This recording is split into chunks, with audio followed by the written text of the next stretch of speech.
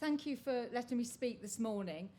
I did have a 20-minute slot. The last time I spoke about this, it was 35 minutes, so I'll try and keep it tight. I've got less slides today. So some of the information I'm going to share with you is probably a little bit condensed down, but hopefully it'll give you a flavour of some of the things that we at Shropshire Council are starting to think about now.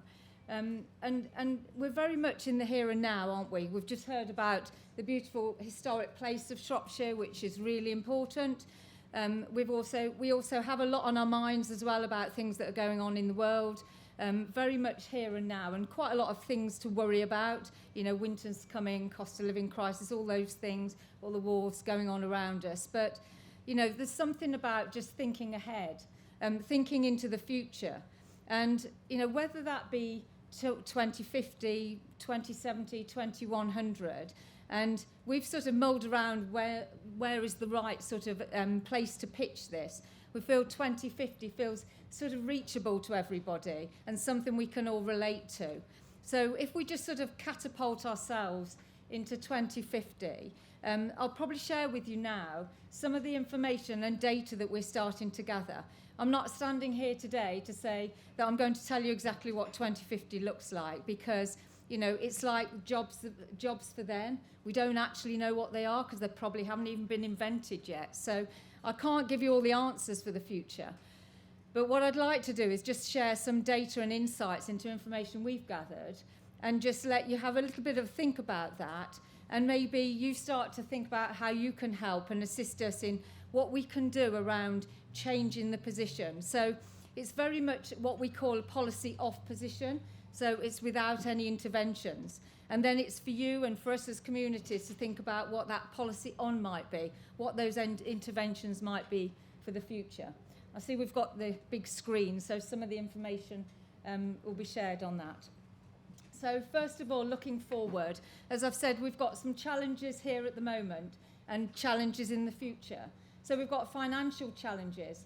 We've got uncertainty about what the future might look like, as I've explained some of the issues that we have that we're sort of thinking about and may project into the future. And nobody knew COVID pandemic was going to happen. And, you know, let's hope there isn't another COVID pandemic, but there may be. And how do we sort of deal with that and think about that? There's a need for pace as well. Life does feel like it's getting faster and faster, but, you know, we need to think about that pace for change. And the knock-on impact of current trends as well, and how that impacts on our thinking.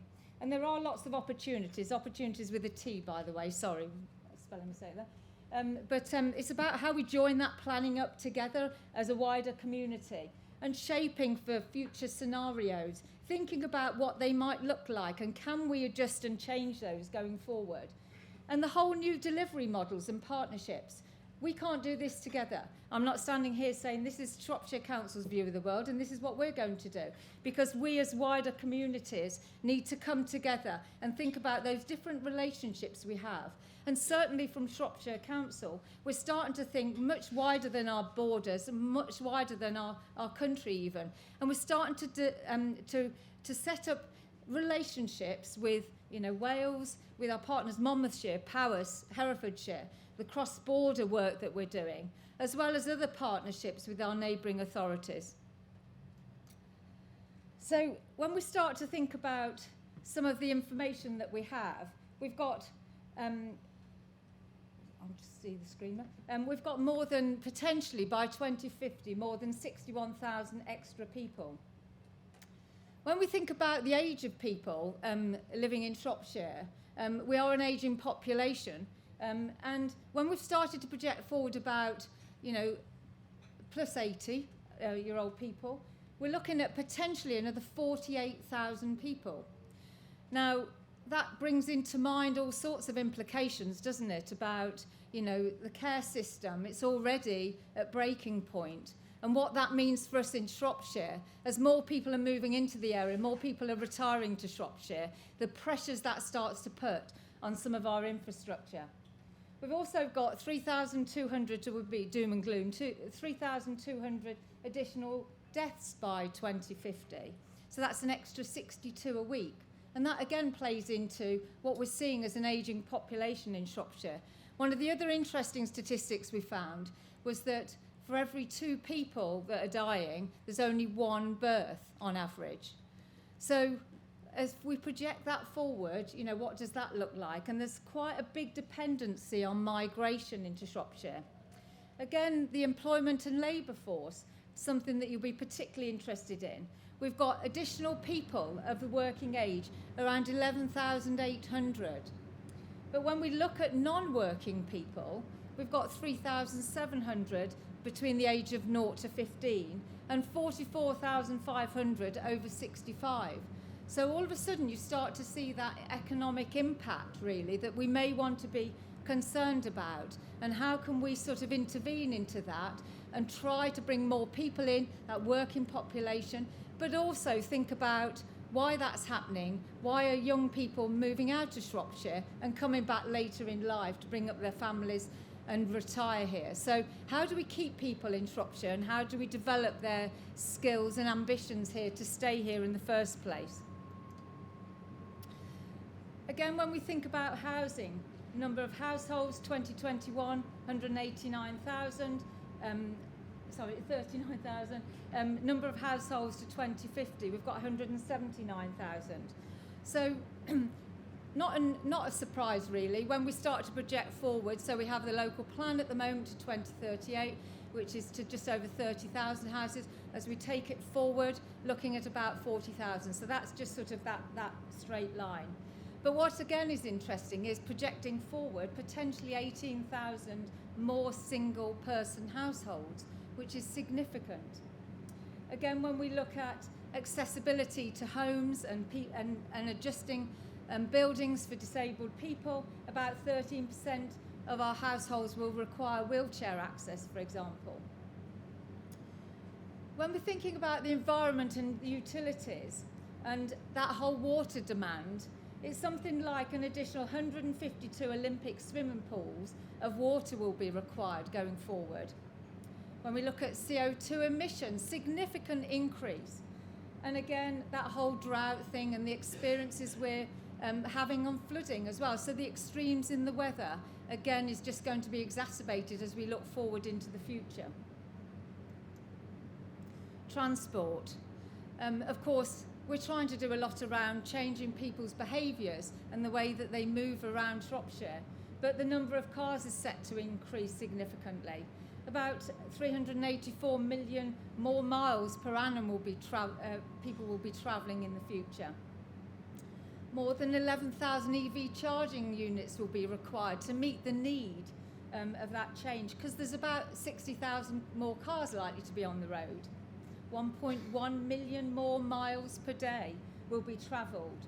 The number of bus journeys will increase from 2.4 million to 3.1 million. And of course, the number of rail journeys will increase significantly as well.